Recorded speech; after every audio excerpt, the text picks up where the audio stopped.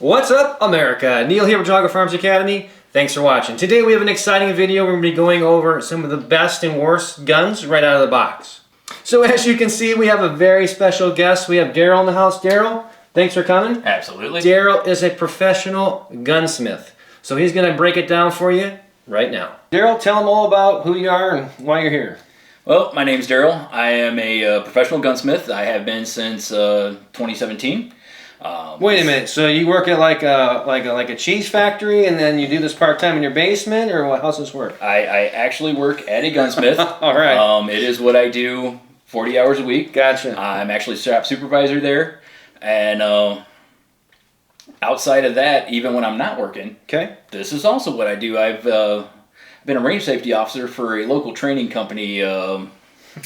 Geauga something. Send the tip of the tongue, huh? Yep, Geauga Firearms Academy. I've been working with you guys for a long time. I do help out with setting up some security around and doing some other things. So this is basically what I do. I do guns all the time. I hear there's a blacklist, a mysterious blacklist out there. There's a blacklist. Oh, There's a group of guns that if you bring them to me, there's nothing I can do to it. And what would be the reason for that? Why would you say that there's not much I can do? Well, a lot of your cheaper, lower-end guns, they're just not reliable no matter what I do to it. There's a group of guns, they usually run in that probably 350 and under range. There's just nothing there for me to work with. If it's unreliable, it's unreliable. Sometimes it's just a bad design. And I think, when you really think about it, let's just say the 350 range. I mean, we don't need to jump $1,000 to get into a better gun. No, not at all. It's not even that big of a deal. I mean, maybe we save another month or two, and then that puts us in a range that's a little bit more realistic. Would you agree with that? Absolutely. Yeah. I have to ask. Absolutely, go for it. Is the high point on that blacklist? I cannot fix a yeet cannon. Let's address the elephant in the room, shall we? Sure. We're talking about the best and the worst. I'm sure, and I can hear the buzz of the internet as the keyboards are firing up, because they know probably what's coming. So I would assume that you're going to say Glock is the best. Glock is a very reliable carry gun. We danced that one very nicely. Like that. Yeah. I carried a Glock. I have carried a Glock. Did you say you carry a Glock? I have one. It's with me at the moment, but it's not my main carry gun. So I know Daryl pretty well, and there's a little side story that let's just disclose. If I were to take that apart, the Glock. Oh, absolutely. How many of the Glock original parts exist in your Glock? One. Okay. It's good to be the gunsmith. One of the upsides about where I work and what I get to do is we don't sell things that we don't test. Glock has a great aftermarket pool to bring from. Yep. So we don't really carry all of the things that are out there and are marketed to be good. So if we have interest in a thing and we hear a lot of it coming up, I will buy it. We will run it. We will see if it works. I'll bring it to class. We'll see how it runs, if it holds up. If it is good, then we do run it. When we're talking about the Glocks in general, I'm sure that there's almost a set order of parts that people come to you and say, hey, I want to start fixing these things or replacing these things.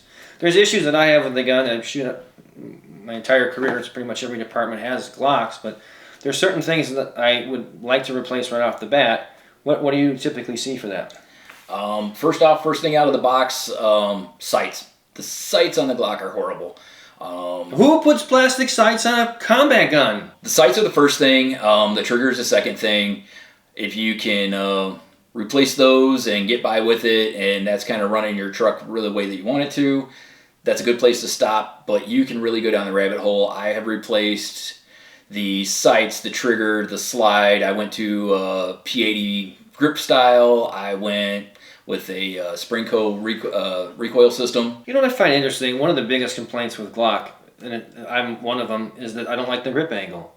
And it seems that when we start looking at aftermarket, there's a lot now on the market that are having the grip angle more of a 1911-ish for the Glock. It would seem like Glock would come out with a version, right, of a more of a 1911 grip angle. I just don't know why they never did that. But speaking of the 1911 grip angle, Yes. I hear that your favorite gun of all time is the 1911. My favorite gun to see in a safe is a 1911. We're talking about carry guns, right? Yeah. The 1911, as far as a carry gun, is heavy, has low capacity, it has manual safety. It doesn't check any of the marks I need for a carry gun. What about, at the end of the day, when we're talking about reliability and mechanics, you got anything you want to add on that one? They're a little finicky. I can put you under a little bit of pressure and get you to slip up on your grip or get you to forget to hit that safety. It's happened to me before. A student has brought me a bag of shame, which is their 1911 in a various configuration of parts, and they say, help. Yep, we get 1911 in a bag of gun quite often. Especially as soon as they go to pull it apart, they get the spring cap goes flying across the room. They can't find it. It's gone. I've replaced a couple of them this week, actually. So you mentioned about grip, and of course we have a grip safety on a 1911. I just got to throw this one out there, and if you disagree, by all means, I think the worst design, and I'm a huge M&P fan, everyone knows that. I think the worst design of a gun is that EZ model. Absolutely. It's not. I can put a paycheck down in a magazine. A student is going to screw that up. Absolutely. I try not to throw down too many discs on anything in particular, but that one is just a Daryl's bad a design. nice guy. That's a terrible design. And Daryl, I have to ask, because I get a lot of female students. They bring in the revolver because they say, it never jams. Is this true? So it's not. I get a lot of revolvers that come in, and one of the biggest weakest points on a revolver is people love to take them and play the Hollywood Western, and they'll open them up and they'll spin them and they'll smack that sucker closed, and it will bend the crane. Wait, that's like what you do with them, right? Yep, you'll do it a couple times, but you won't do it a lot. And from a training perspective, people also understand if you impede the ability for that cylinder to turn, which doesn't take very much, it does not go bang. So if I pull it up and get my shirt up in there, it will stop? Yeah? Wow. Or if someone grabs it, And just holds onto it. Unless it was somehow already cocked, which would be a horrible idea. And the other thing is, I see a lot of people and they'll kind of come in there and they're like, oh, well, I got this cool plastic pistol. I got this great positive grip. And this positive grip on a revolver is not going to lend to a good day. No, it will not. Anything in front of that cylinder is... We went over...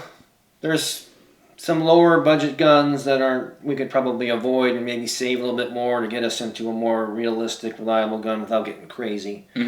We talked about some upgrades, of course.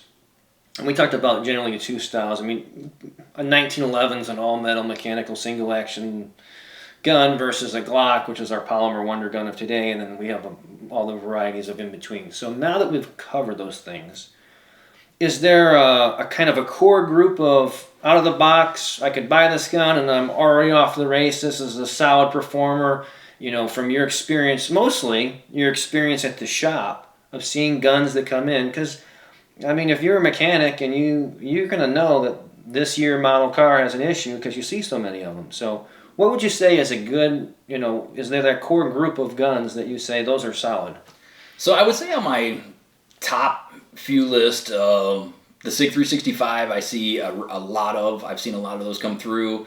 They're pretty cheap and easy to upgrade. There's quite a few upgrades that you could do to that if you want. Now when you say you see a lot of them come through, you don't mean because they're broken and they're failed. You mean because people just want to do something as an upgrade? Absolutely, more as an upgrade. I have not seen very many failures on those at all. Okay. On that list, we could do the Hellcat. Okay. The Springfield Hellcat. All right. It's got a little more felt recoil than the 365, so you got that.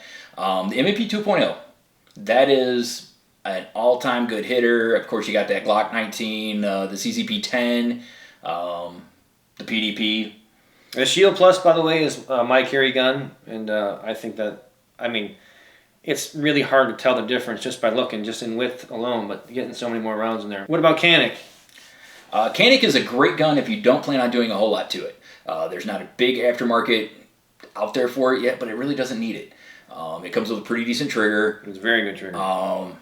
It kind of checks all the bases. Not off the top of my head, what kind of sights does that come on? It does come with a decent set of sights? They're well for as far as when I say decent to me, they got to be metal and they got to have a combat edge, meaning that there's no like the Shield, super popular gun, but the rear sight had this weird. I don't know if it's weird, but just it has a slope on it on the originals, and you can't rack that off of anything. It's just it won't do it. So I always replace those with night vision. Okay, that also run you back to your 1911s that you were asking about. A lot of those come with a Novak sight on it, and these are also ramped like that. So. Yeah. Good point. The P320 it does get some backlash. There's been some issues that there's been some. Well, you know I'm going to ask this question. Absolutely, go for it. I mean, does it evidently it's shooting on its own, right? I mean, you can't trust it, right? It just fires remotely, I guess. It all Satellites depends. control it or something. It all depends on who you talk to, the story that you get. I know a lot of the stories that I read, and I'm just going on what I can read on the internet. Also, when it comes to this, is some holster issues, some training issues, some whatnot. So I don't know if it's getting just a lot of bad press. So over half a decade, you've been a gunsmith professionally. Have you seen a bunch of these coming in that are just shooting? I have not. Okay, well, there's your answer. Now, this is just a small example of a very big pool. Yeah. These are just a few off the top of my head that I see a lot of, not necessarily breaking, Okay. but I do see them coming in for upgrades. I see a lot of people carrying these, and I don't see a whole lot of things going wrong with them.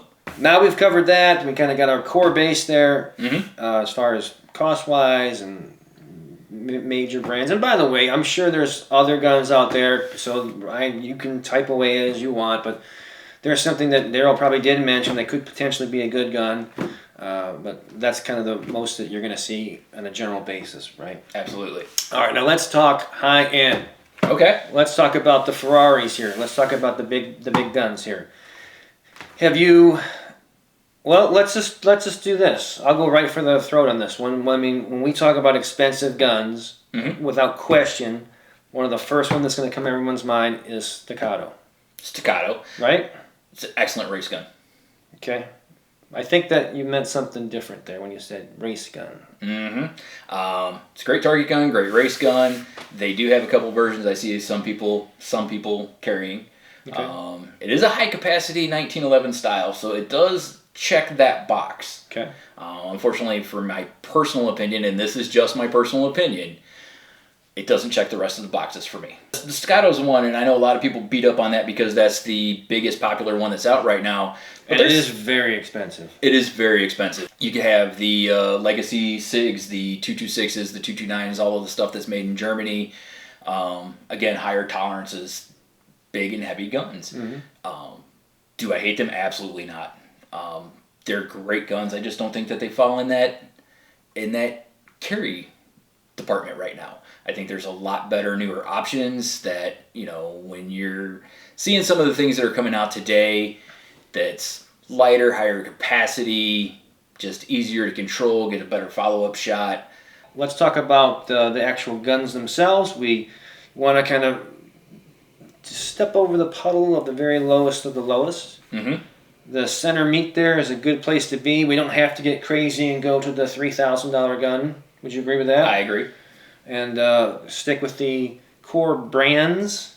Not because we just think that they're the best brands per se, but because they're going to have the most accessories and products.